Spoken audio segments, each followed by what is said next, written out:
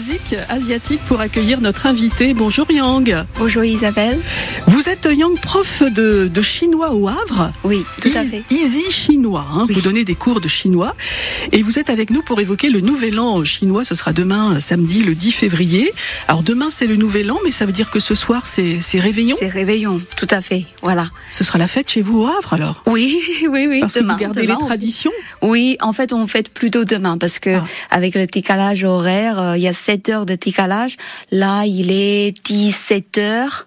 En Chine, normalement, on est censé de passer la soirée là-bas pour fêter le nouvel an chinois. Mais là, alors aujourd'hui, enfin cette année, c'est le 10 février. La date, elle change chaque année, c'est en fonction de la lune. Oui, c'est ça. En fait, en Chine, on utilise un calendrier lunaire. Donc, en fait, ce calendrier est fixé selon le mouvement de la lune chaque année. Donc, c'est pour ça qu'en fait, on trouve la date du nouvel an chinois différentes chaque année. Chaque année. Voilà, selon le calendrier chinois lunaire, c'est le 1er janvier en Chine. Et comme pour nous, le 31 décembre et le 1er janvier, c'est la fête. Alors chez vous, c'est toujours associé, on le sait, à un animal. Ce sera quoi cette année? Oui, cette année, c'est le signe du dragon, le dragon du bois. En effet, il y a 12 signes du zodiaque chinois. Voilà, donc en fait, c'est un cycle de 12 ans.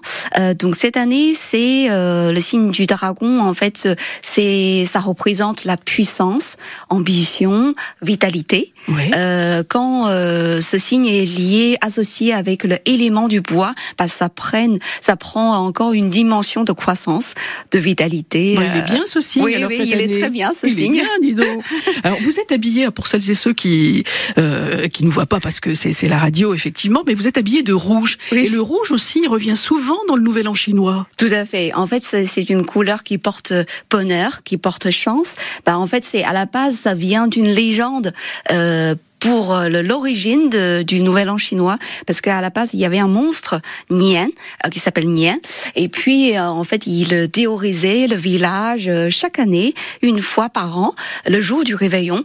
Et donc du coup les gens ils ont découvert qu'il a peur de la couleur rouge, de bruit, de la lumière. Donc du coup depuis tout le monde s'habille. On a pris l'habitude de s'habiller en rouge, mais après c'est d'une légende. Ouais, voilà. Ouais. Donc et on se retrouve comme nous, traditionnellement en famille, le jour du Nouvel An. Oui, tout à fait. C'est un peu comme le repas du réveillon, de Noël. En fait, c'est vraiment tout le monde vont rentrer. Enfin, on va faire en sorte qu'on soit à la maison et on retrouve avec toute la famille. Et c'est pour ça que en ce moment en Chine, depuis une semaine, j'imagine que au niveau de transport, en fait, il y a une grande migration massive en Chine parce qu'en fait, à la gare, à l'aéroport, en fait, tout est rempli de monde. Voilà. Tout le monde veut rentrer. Ils veulent retourner dans leur famille pour fêter le nouvel an chinois. Tout à fait. Mais alors vous, parce que il faut vous présenter un petit peu, Yang. Vous êtes au Havre depuis combien de temps et en France globalement depuis combien de temps? Depuis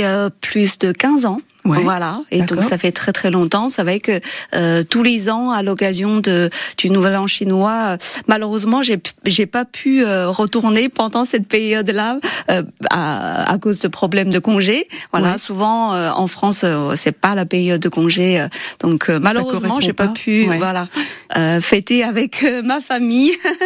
Voilà. Mais vous êtes originaire de quel coin en Chine? Alors je suis d'origine d'une petite ville à côté de la ville de Qingdao, où il y a la bière, elle est très connue, c'est la bière de Qingdao, à 2 heures de route de Qingdao, et c'est ce qui est situé entre Pékin et Shanghai.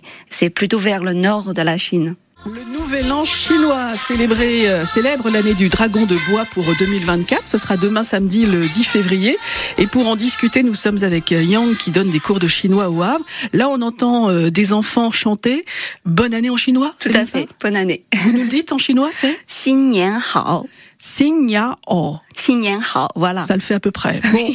Alors, les festivités du Nouvel An chinois qui peuvent durer plusieurs jours, souvent. Oui, 15 jours. Oh là là, voilà. D'accord. Et même en amont, on se prépare et tout. Oui, pendant au moins une semaine. Donc, de bout à bout, ça dure longtemps. Ah ouais, là c'est le final. Alors vous n'aurez pas la chance d'être en Chine avec votre famille pour fêter cette année le Nouvel An chinois. Néanmoins, vous allez le fêter demain au Havre avec des amis chinois.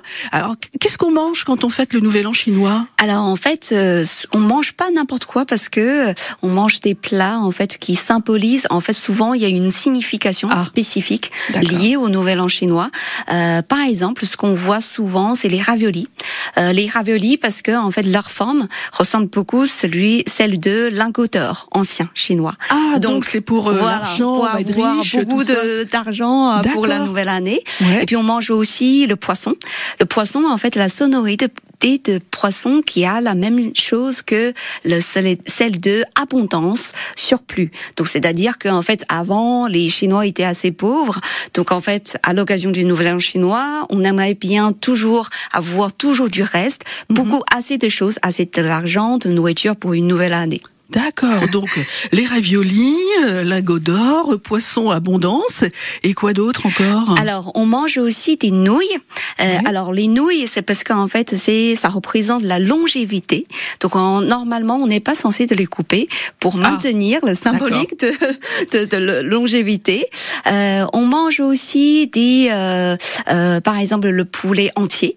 Donc ça représente le réunion familiale, vraiment entier de chez entier. C'est fou, hein, chaque mets a un symbole particulier. C'est ça, tout à fait, oui. Oui. D'accord, ok. Et le riz, alors, on mange du riz aussi?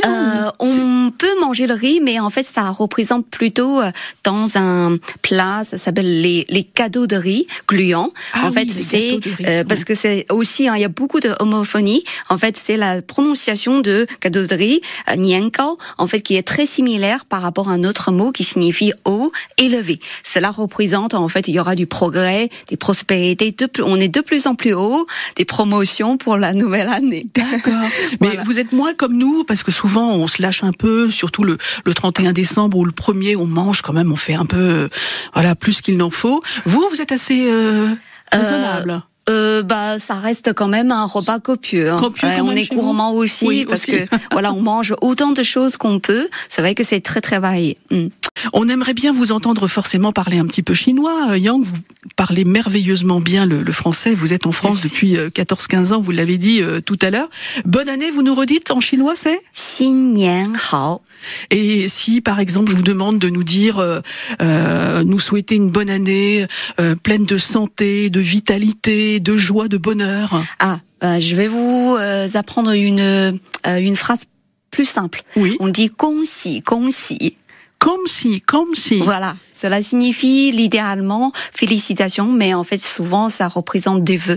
Quand vous souhaitez bonne année, félicitations, plein de bonnes choses, prospérité, tout ça. Tout ce qu'il faut, bien sûr. Le Nouvel An chinois, c'est donc demain samedi le 10 février. Ça nous permet aussi de dire un petit mot sur la langue chinoise. On commence à voir dans les écoles des enfants de plus en plus jeunes apprendre la langue chinoise. Vous le constatez aussi? Oui, tout à fait. C'est ce que je fais aussi. Je donne des cours d'initiation, dans des écoles pour les enfants en France. Qui ont quel âge alors? C'est entre. En fait, ça peut commencer par l'âge de 4-5 ans jusqu'aux 12 ans. Voilà. Donc c'est compliqué, non, apprendre le chinois? Alors en fait, c'est une autre méthode. En fait, on utilise des chansons, des jeux. En fait, les enfants à cet âge-là, par rapport aux adultes, c'est différent. En fait, ils apprennent sans se rendre compte. Donc à travers des chansons, des jeux, c'est vrai que c'est le meilleur âge, je dirais. Pour apprendre une langue étrangère, effectivement, enfant, c'est beaucoup plus simple, plus facile. Mais même vous qui avez appris la langue française, le français, c'est pas forcément évident non plus. C'était très difficile. Très difficile. Je confirme. Mais après, je pense qu'en fait, en toutes les langues, il faut bien s'entraîner, pratiquer surtout. C'est la clé. Alors, comment fait-on, par exemple, Yang, puisque vous êtes au Havre, si moi je veux prendre des cours de chinois avec vous, comment je fais? Alors, je propose des cours en visio, en distance, en fait. Donc, en fait, vous, ce sont des cours en petits groupes, et donc en semaine, et puis on a des cours régulièrement, on suit un programme, et puis pour des niveaux différents. Voilà, donc si jamais vous voulez avoir plus de renseignements, vous pouvez aller nous trouver sur les réseaux sociaux, Easy Chinois, Facebook, YouTube, Instagram, voilà, ou sur le site easychinois.fr. Bah, merci beaucoup, merci Yang pour votre venue ce matin. Merci à vous. Bonne année. Xing Nian Hao. Parfait. Et je rappelle donc au Havre, vous donnez des cours de langue chinoise, Easy Chinois. Et bonne année alors, puisque demain c'est le nouvel an chinois. À très bientôt. Merci, à bientôt. Merci d'être passé.